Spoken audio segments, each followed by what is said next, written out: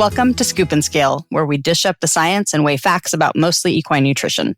I'm Michelle Anderson. I spent 2 decades working in equine media, and I currently create content and help veterinarians and businesses connect with horse owners through my consulting business, Cadence Marketing and Media. I'm a trail rider, dressage rider, and an at-home horse keeper. And I'm equine nutrition consultant, Dr. Claire Tunis of Clarity Equine Nutrition. I develop diet plans for horses ranging from metabolic seniors to Olympic athletes. I also consult for equine nutrition companies. I'm a scientist, dressage rider, and a pony club mom. Claire and I collaborated for years when I was the editor of an equine publication, and she was one of our regular contributors. We'd finish work, but we always had more to talk about. New products, new research, and our own horses. This podcast is an extension of those conversations. It's for anyone who wants to make better choices when it comes to feeding and caring for their own horses. And before we get started, a quick disclaimer. The information in this podcast is general and not meant to replace the individualized advice of your own qualified equine nutritionist or veterinarian. While I have a PhD in nutrition, I'm not a veterinarian and can't give medical advice. With that, thank you for joining us, and we hope you enjoy the following episode.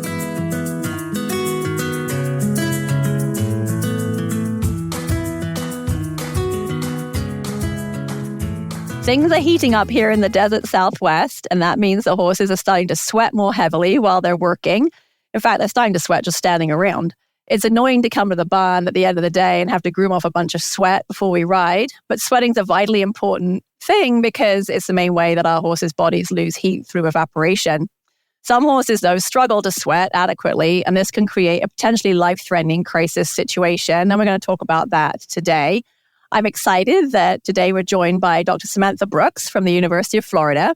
And Dr. Brooks heads up the Brooks Equine Genetics Lab, where she and her group look at genetic basis for diseases, disorders, and physiological variation in the horse, with the goal of providing owners and breeders additional tools for improved horse health and management.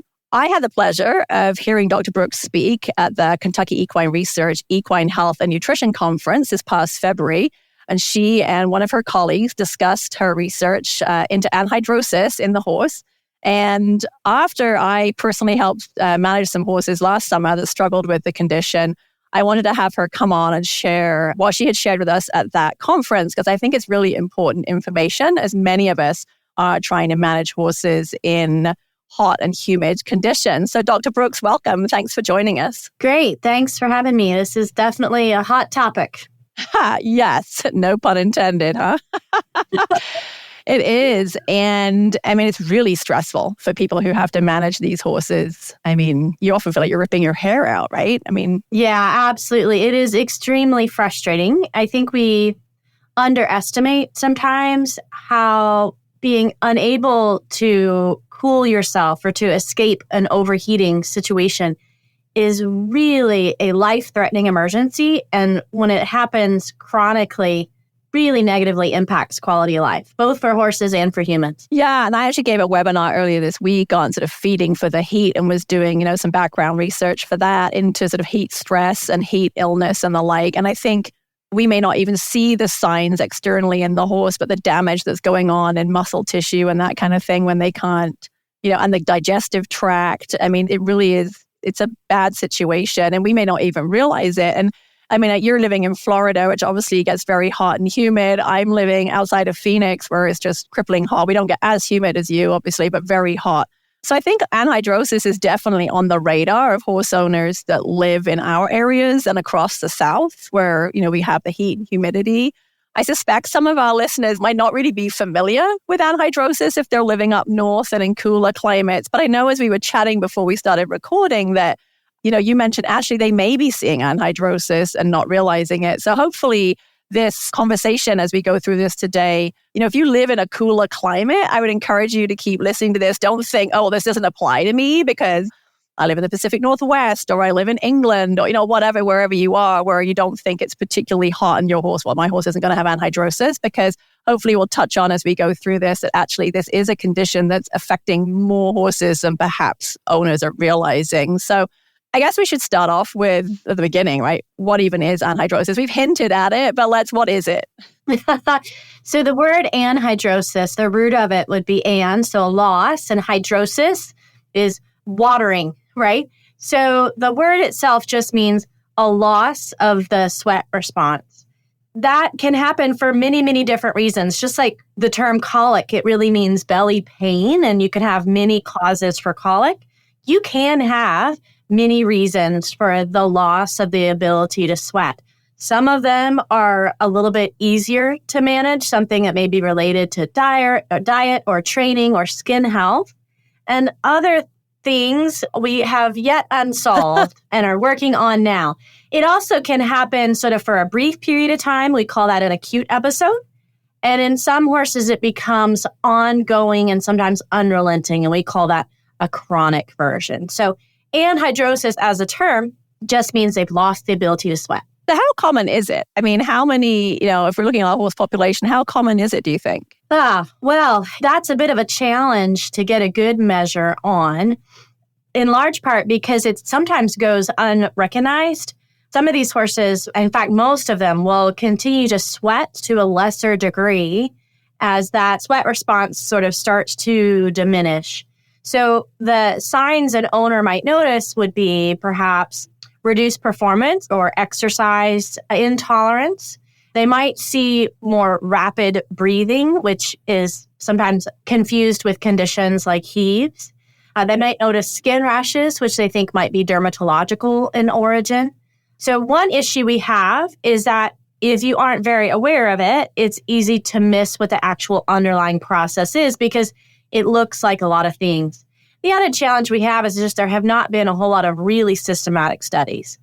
What we do know from our friends here at CVM in a study that was done with Rob Mackay and colleagues is that here in Florida, about 1 out of every 4 thoroughbred racehorses will report some episode of anhidrosis in any given year. Wow. Right. So they're all dealing with it. The question is, that didn't ask what the cause was, but they've had anhidrosis.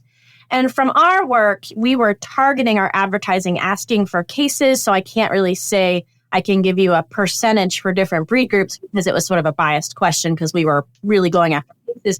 But we observed it in many, many different breeds. So our thoroughbreds, stock horses, and sport horses were very frequently reported in our survey questionnaire, maybe in part because they do activities that often should induce sweat. Right. But we also saw it in ponies, in draft horses, and even in a few Arabians, which were rumored to be virtually immune, completely resistant to anhidrosis. Right. They live in the desert. They're supposed to be good in the heat, right? Right. So I could say that we didn't find a whole lot of them. So maybe there is something to that, but they're not completely resistant. Right. They can develop as well. So you touched on a couple of things there. I mean, I think it's worth saying like horses are kind of unique, and there's only like a handful of animals like us and horses and maybe one other or two others that sweat across their entire body. Like that's a fairly unique thing, right? I think people are very aware that like dogs don't do that, right? Dogs don't sweat over their entire body. Horses do and produce massive amounts of sweat. I mean, way more sweat per surface area than a human does. It's a very effective cooling mechanism for them using evaporation to kind of cool themselves and is really important. And so I think sometimes horse owners think that anhidrosis is sort of like a complete loss of sweating. But actually, it's not necessarily as dramatic as that, right? It could be patchy sweating. Am I correct? Like it's... Yeah, absolutely. So in our study, it was a little unique in that we actually asked the owners and their local veterinarians to respond to our questions, in part because we wanted to learn more about what individuals out there in the field handling horse management were actually seeing.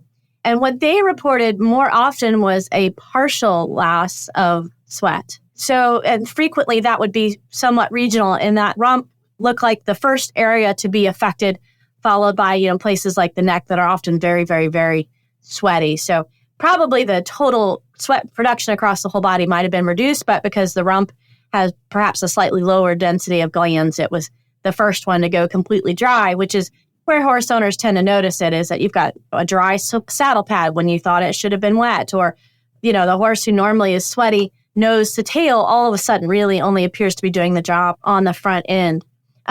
Those survey respondents also more frequently noted things like rapid breathing and an elevated heart rate before they looked at things like an elevated body temperature, which I thought to be a little bit surprising.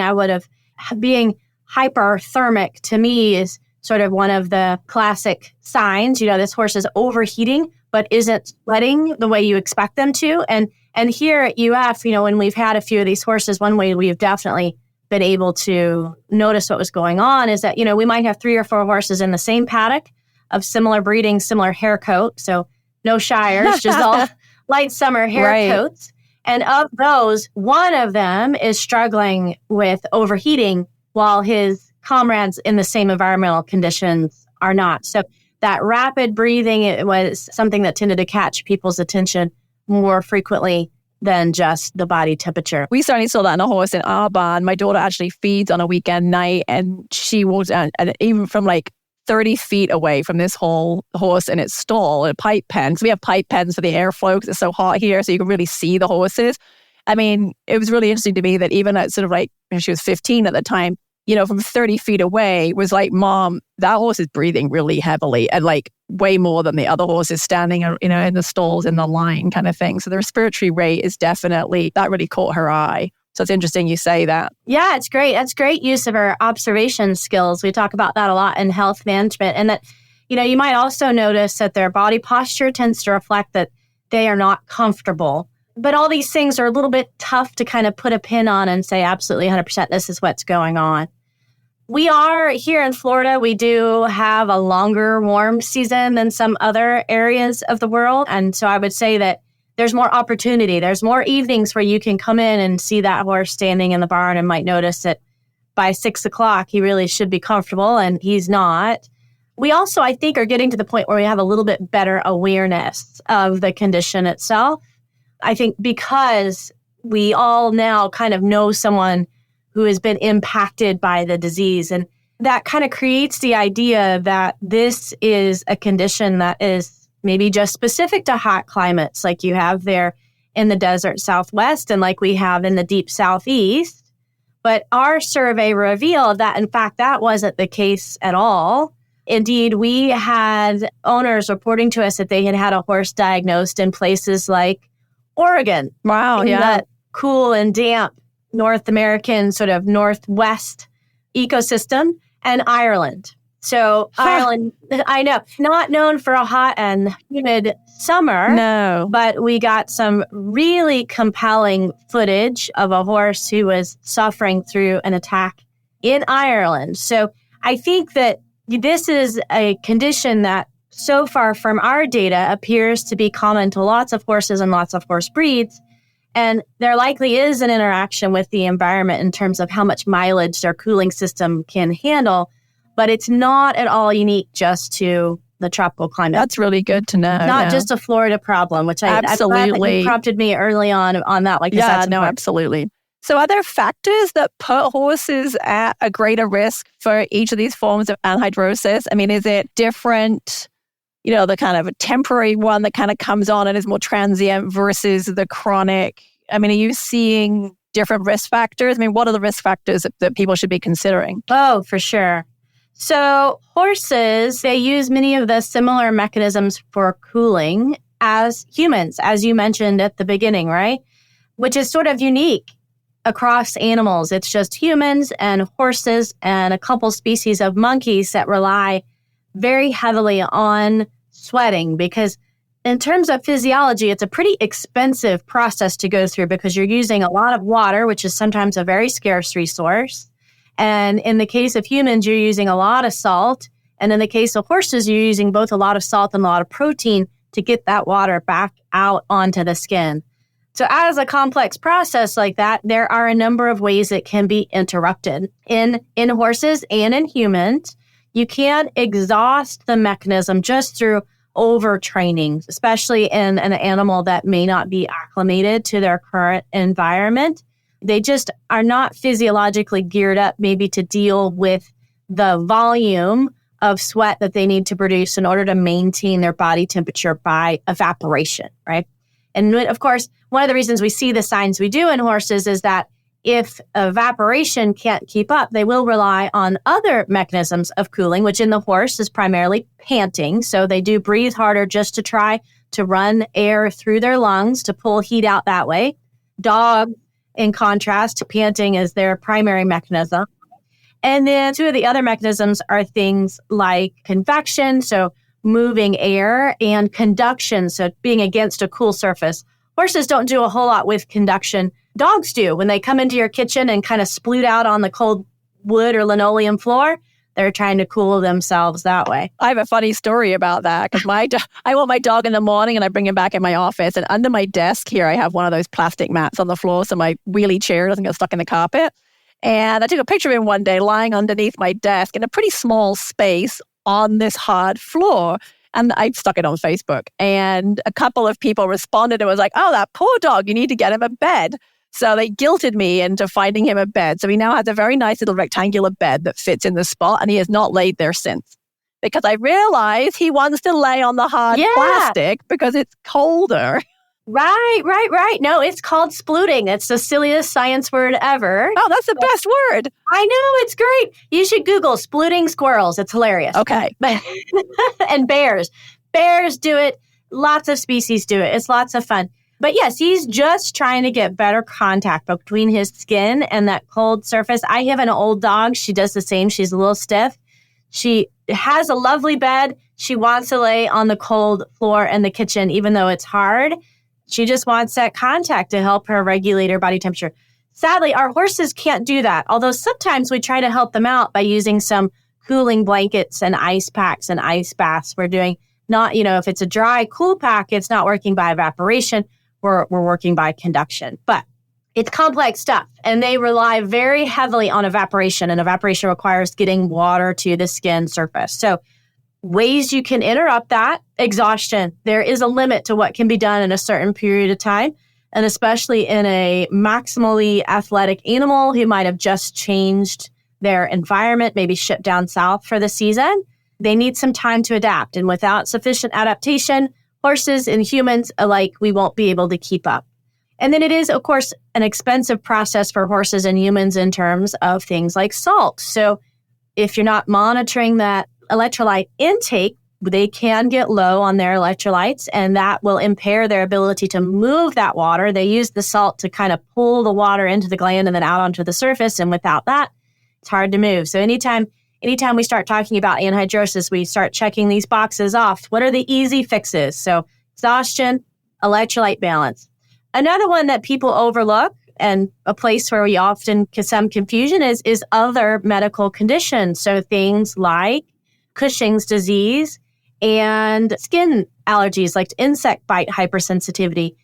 Imbalance in the endocrine system and other skin diseases can cause damage to the sweat process. And with skin allergies in particular, inflamed allergic skin that's going through that wheel and flare response, it cannot respond normally to sweat signals coming from the central cooling system.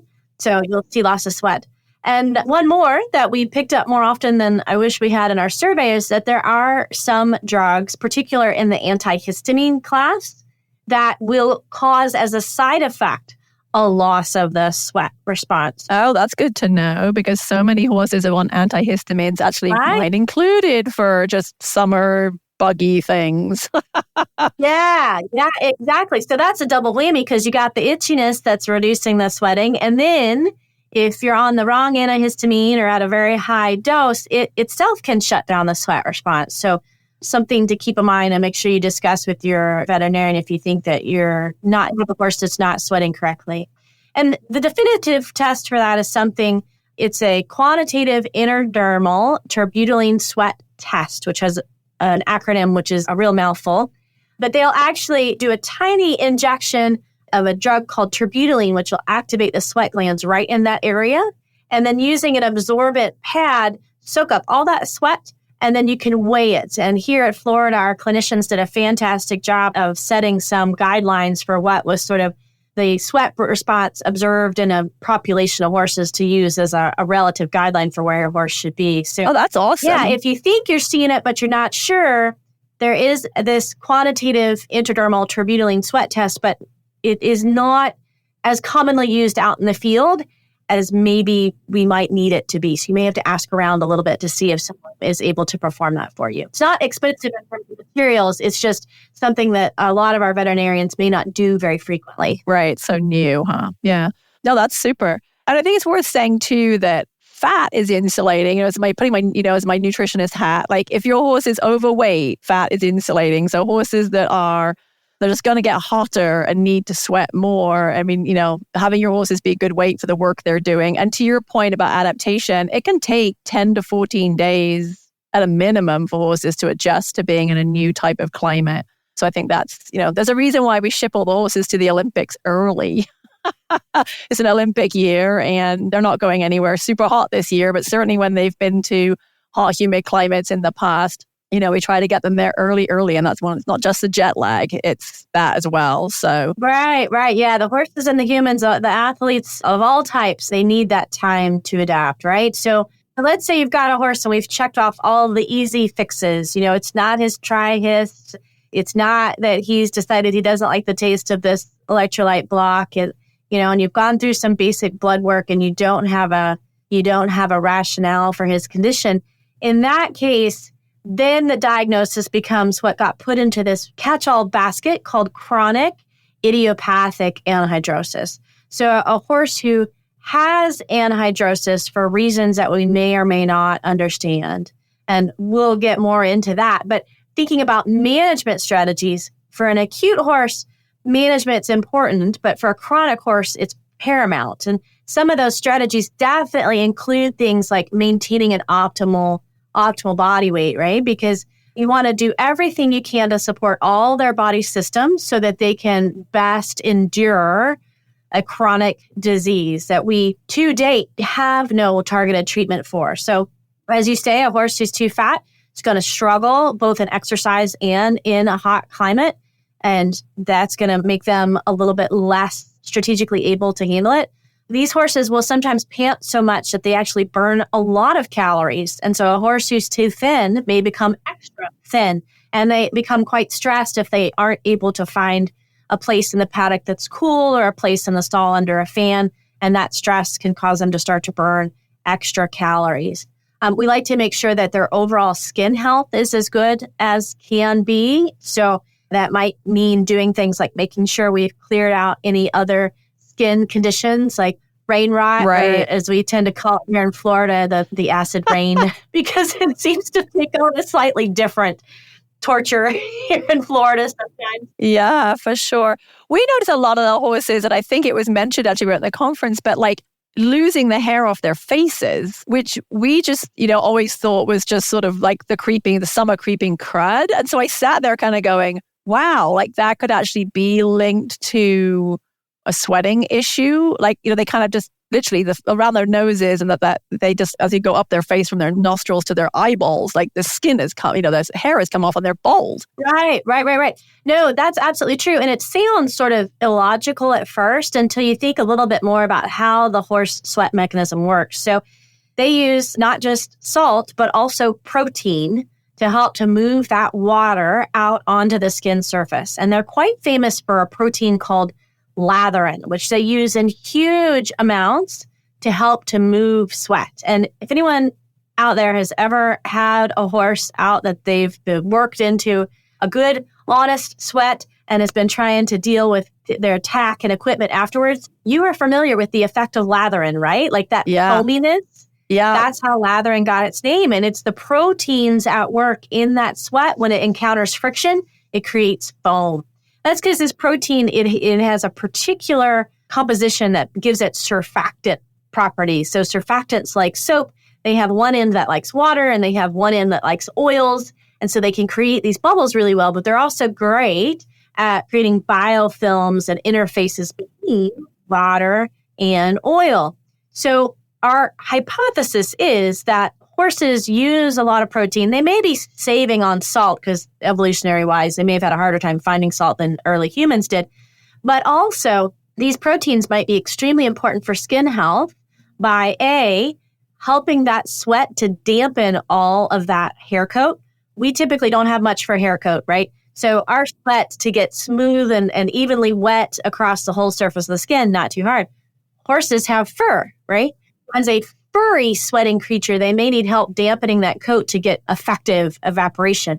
But also, experiments have shown that this latherine protein is great for making microfilms, and it may in fact have an antimicrobial property to it. So it's likely also, because being wet and damp and having a fur coat just invites things like fungus. Yeah, it's a recipe, right, for fungus. Right? It's a perfect vacation home for fungi. So we think that latherin is in part an adaptation to help to manage that microbial ecosystem on the surface of the skin as they go through these repeated cycles of wet, warm sweating in order to cool themselves. Thus, horses who may not be sweating appropriately, their skin is now somewhat left without defense and doesn't have the assistance of latherin to help to manage their microbial ecosystem, and they are likely very prone to this sort of chronic creeping crud. So it is creeping crud that they're getting, but there's a reason why they're getting the creeping crud. I get it. Yeah. Right. Yeah. So it could be secondary to the anhidrosis. And on top of that, they're probably not able to as easily distribute normal skin oils out across the hair. So the hairs themselves are probably also suffering from sort of a lack of conditioning. But that's very classic for an anhydrotic horse. And sometimes the first thing that people notice before they might notice that the quantity of sweat has decreased. No, absolutely. That makes sense for sure. And yeah, that'll be really interesting. Everyone will be watching their horses' faces this summer. Another question that people get is these sort of sudden sort of sweat spots or spontaneous sweat spots that occur on horses that, again, may not be like uniform sweating, but they just have like a patch of sweat here and a patch of sweat there. Is that something you see in anhydrotic horses, or is that more perhaps just a nervous horse that's, having a moment? Right. So certainly horses who might have like a temporary set of hives from, like here in Florida, laying down on an anthill. Ouch. Very common peril for our horses. And it seems it takes 2 or 3 days for them to get up and no longer have they'll sweat. It looks like dry polka dots where each of those little wheel and flare responses has attenuated the sweat response locally. So certainly things like that can be at play. We definitely, in our survey, our respondents noted a lot of unusual regional patterns of sweating. But it was, not rather than being like one little spot somewhere, most of them, in fact, 97% of our respondents noted that the horse was no longer sweating across the hindquarters. And then about 90% said they had started to lose sweat on their neck. And then about 60% noted under the saddle. And the saddle is kind of easy for us because is protected from evaporation while the horse is working, whereas if they're out trotting or cantering, they're getting a lot of air movement across the skin surface. So if you're used to seeing, you have a set routine of how much exercise you do with your horse and what kind of environments, and you start to notice that in a similar environment, he looks like he's having a hard time to breathing, and then when you pull that saddle off, they're dry in areas where they aren't usually, then it's a red flag. You need to look into the situation a little more closely. For sure. So obviously, we touched on in our introduction, you run a genetics lab. And so a lot of really interesting research, and we'll have to get you back to talk about some of your other work, because I know you do work with metabolic issues and all kinds of things. But one of the exciting things that you've been looking at is trying to see if there is a genetic component to this. I mean, you said at the beginning that you've identified this, or at least your people that helped you with your survey had all kinds of horses of all kinds of breeds all over the place. What led you to thinking there might be a genetic component? Yeah, so genetics is one of those tools that I really love because it enables us to ask a question from a clean slate often without having to think about a lot of assumptions as we might form a more typical scientific experiment. So in this case, we can sort of there's a lot of hypotheses that think that adrenaline signaling was the underlying cause of chronic idiopathic hidrosis. Other ideas tossed around out there. But in this case, because we can interrogate the whole genome of the horse, all the instructions for as many of the biological processes as we can capture, we're able to just kind of wipe the plate clean and let the genome tell us what's going on. And that is a very powerful tool indeed when we as a scientific body are really failing to come up with an answer. So anhidrosis has literally been in the literature for just about 100 years. I'm trying to think of what our oldest recorded reference was. It's definitely noted in the exportation of some horses to Hong Kong from the British Empire. And some of the first really solid scientific work was in 1956. So, we've been at this for a long time, and we have not found any useful real solutions to the chronic idiopathic condition. We're still wandering around in the dark. So it seemed high time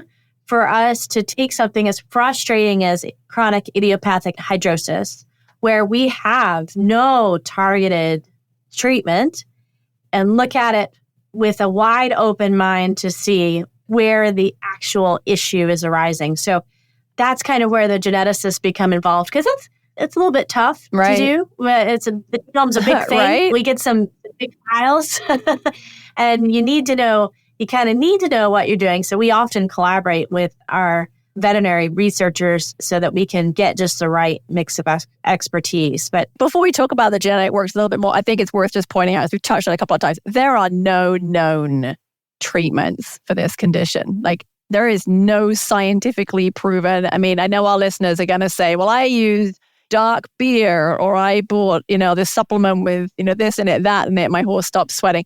I think it's important to understand that this is a condition, not in the chronic idiopathic horses, but it will suddenly just spontaneously resolve. And so, right, it can be a little tricky, because was it really the beer, or would it have actually just cleared up on its own anyway, right? And we don't know, because oftentimes it's an N of one and it's a single horse. And, it's great that it worked for that horse, and that horse is sweating again, and we don't argue with it, because we're like, that's the main thing is it's sweating again. But there is no known treatment where people go, this is how you treat this. Yeah. There's absolutely no scientifically proven treatment. There are many, many, many, many different ancillary approaches on the market, including things like supplements, and my favorite being stickers. And right? None of them have any scientific evidence of efficacy. There is a little bit of a suggestion that acupuncture may help, right? But that's probably in the family of things that are supportive, and so are helping this horse manage a tough situation, and not with actually tackling the underlying disease, right? So we're in a real tough spot when it comes to anhidrosis, for sure. Yeah.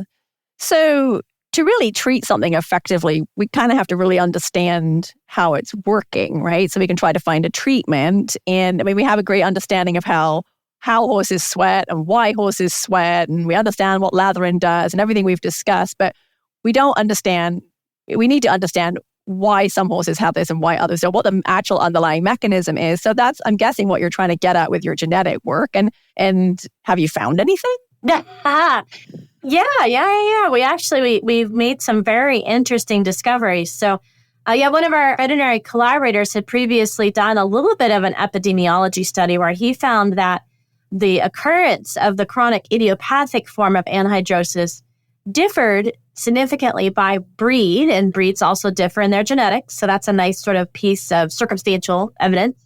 And then we also found that having another family member affected with the disease when it comes to horses was increasing their chance of having the condition by almost 20 times. So that, to me, is a great piece of evidence for this is something that can be passed down through the family. And if it does that, then our genetic tools have a good chance of pointing us to the right biological process so that we can better understand it. So in some work that we did just a few years ago that was led by then graduate student, Dr. Laura Patterson-Rosa, we targeted a population of horses. In this case, we started with stock horses and thoroughbreds, in part because they are frequently affected with the condition and are commonly found here across the U.S.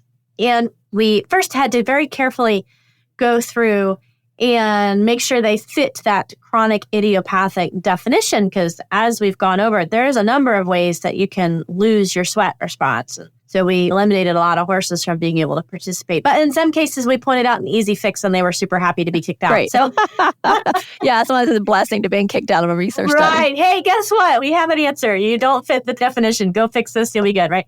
So we were very, very careful about defining our population. And then we compared that population. We were unfortunately running short on funding. So we compared them to a background population of animals that we had here in our lab database who were otherwise unknown to have anhidrosis. So when we look at just about between 300 and 500,000 markers across the whole genome, so a lot of testing, and we can identify a couple places, and one in particular, where there were markers that were very frequently found in our chronic idiopathic group that were not commonly found in the rest of the population.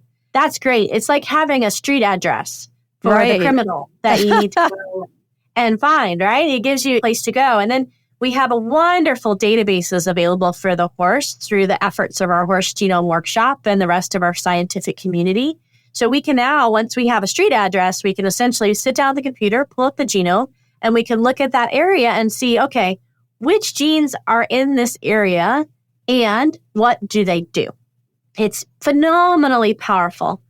In our case, when we pulled up that neighborhood within the genome, we right away found in particular one gene that was important for making channels on the surface of the cell for moving ions in and out of the cell. And ions are many things, including electrolytes. Okay. Yeah. Yep. So that was really high on our list of likely suspects as soon as we saw it on our list. And with a little additional work, we discovered that for most of our anhidrotic horses in our set, there was a change in that particular gene that looks like, based on computer models, is changing the shape of the protein itself. So probably these horses have a defective little accessory protein on one of the ion channels in their cells. That's really interesting. So where are you going next with this research? What are the next steps? Because there's always more. Oh, yes, there are always more. Well, it's one of those things where sometimes when we do genetics research, folks are not that excited to help because they're like, oh, it'll just be one more thing I have to test for. And my breed association will get all up in arms about it. And, I really would rather not know. But the truth of it is sometimes there are success stories, things like HYPP, where we're now able to mostly feed our way around the disease. HYPP used to kill 2/3 of affected horses by the time they got to 6 years of age. So today, that doesn't happen. HYPP, no, it's all over the place. It's pretty rare to hear of a horse who died acutely of an HYPP attack because we learned about the genetics. It told us what biology was involved, and we developed nutritional strategies to manage it. So long term, we're really hoping that there will be ways that we can study this particular protein in the channel that it activates so we can learn ways to manage it. The other fun part of the story is that humans have this same protein, as is often true. Like we share a lot of biology between horses and humans and other mammals. And in humans, it can cause some fairly serious diseases. And it's in a family of diseases similar to cystic fibrosis. And it is associated with some cardiac abnormalities in humans. So heart muscles, they rely very heavily on efficient ion transport to maintain your heart rhythm. And anytime you have disruptions in your ion transport, you can have problems with maintaining a cardiac rhythm. That means we've asked for some grants in particular to look at cardiac rhythm in these horses to see if maybe that's something we should be monitoring more closely. And there are humans who have disorders in this family of conditions that also have reduced sensitivity to pain. So we've also asked to be able to look at pain sensation in these horses to see if 1 out of 4 thoroughbreds seems awful high, but if they're getting a performance advantage because they're just tougher, we might be selecting for it, And perhaps most excitingly is that there are drugs designed to interact with this channel that were intended to treat some diseases that are like cystic fibrosis in humans that may be sitting on the shelf right now and have the potential to be able to actually treat or prevent chronic idiopathic anhidrosis in horses who carry this genetic variant. So given the opportunity, this genetic mapping work, aside from creating another test for risk for disease and more bad news that people don't want to hear, it's actually opened a lot of doors that might enable us to try a number of different targeted treatment approaches. Yeah, that's really exciting. I know from my time working in the university research setting that research funding is a challenge.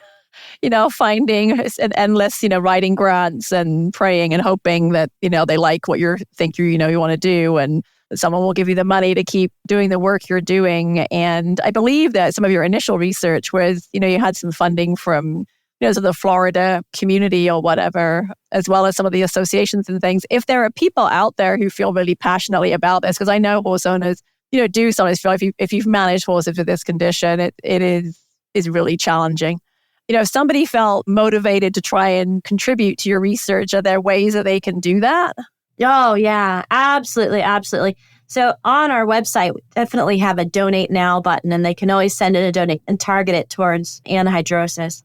Funding is a huge challenge in horse research across the board. I think our horse community, it's not that we lack the economic resources. In fact, here in Florida, the horse industry contributes about $12.8 billion every year to the state of Florida, which is easily 6 times that of beef and dairy combined. So here in the state of Florida, we ought to be financially able to do 6 times more research, right? No, unfortunately, because our horse industry is not as well organized within itself, I think that we have missed the boat and forgotten that we all have a responsibility to help to support our scientific research. So in our survey, when we talked to horse owners from across the country, they were all shocked that something like the USDA or the AAEP wouldn't be throwing tons of money at this disease because it is so common and it is such a huge detriment to quality of life. And our veterinarians are left with absolutely nothing in their toolkit to be able to attack this. But that's not the situation. So we were very fortunate to get a small amount of money from the American Quarter Horse Foundation in the very first year of the grant, and that helped us to find our cases and to start to fund some of our genotyping. But in the year after that, for reasons that were never explained to us, we were not renewed, which was shocking to us because we had fantastic success. And we actually, we applied there because we were encouraged to by a number of quarter horse owners and breeders who were desperate to find a solution. Other than that, I think our horse owners need to remember that, especially in the coming future, finding new solutions for diseases of any kind, for new discoveries in things like nutrition and reproduction, we cannot rely on the traditional government mechanisms for funding science. We can't. The USDA, the NIH, and the NSF, they don't hear the pleas of the horse industry itself. And so I think we're going to have to take responsibility and find new ways to do that. There are some private funders, foundations like Morris Animal Foundation that do sometimes run some horse-specific calls, but we really need some leadership out there in the horse industry to establish what probably will need to be a new organization specifically targeted on horse health research with some significant funding, or all of our areas of horse health are going to start to suffer. Our field veterinarians can't do anything if we're not getting technologies into their hands so they can use them. So absolutely. And I look back at how far we've come in my own personal horse owning journey. I look back at a horse my mother had who was retired and probably had really bad ulcers, and we didn't know about that 35 years ago, and we euthanized him. And it was the correct decision to make at that time based on the knowledge that we had.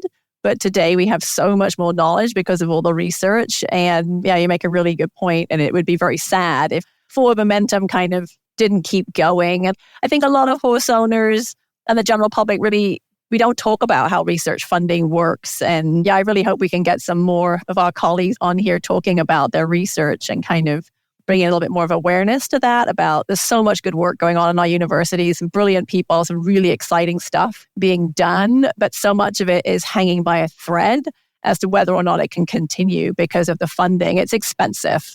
Horse research is expensive. It is. It's extremely expensive. So I do hope some of our listeners out there might know a way to help, because it is all hanging on by a thread. And a lot of our wonderful colleagues are getting to the age where they might be ready to retire. And at this point, we don't necessarily have the trainee scientists to replace them, nor do we have positions where they would be encouraged to work on horses. So the wonderful innovations that we have enjoyed over the last 35 years, I'm not optimistic for how we'll be able to continue that kind of work over the next 35 years. Well, maybe we can help. Maybe we'll help make people think a little bit and get some momentum going. But Yeah, we're kind of coming to the end of our time, and I really appreciate you joining us. If there was sort of a takeaway that you'd like our listeners to take from this conversation, is there anything in particular that you would like people just to remember or know about this condition, about anhidrosis? Sure. I would say that the most important thing when it comes to anhidrosis is to throw out your assumptions, right? Throw out your assumptions. Don't assume because you're in Iowa that it's not possible that your horse has anhidrosis. If you've got a condition where he's breathing hard or he's not tolerating work, keep an open mind. Think about that sweat response. It's hugely important, and be sure to carefully investigate that, especially with the help of your veterinarian.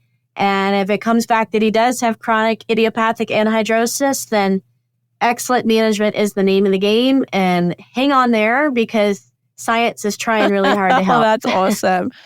Well, again, thank you so much for joining us. I know you're super busy and have to get off. For our listeners, if you'd like to be part of our conversations, please send your suggestions for future topics and equine nutrition questions to info@scoopandscale.com. That's the and is spelled out. So that's info@scoopandscale.com.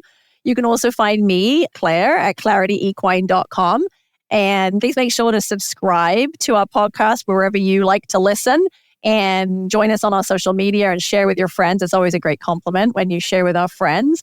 So the Scoop and Scale podcast, I'm Dr. Claire Tunis. Thanks for riding along with us.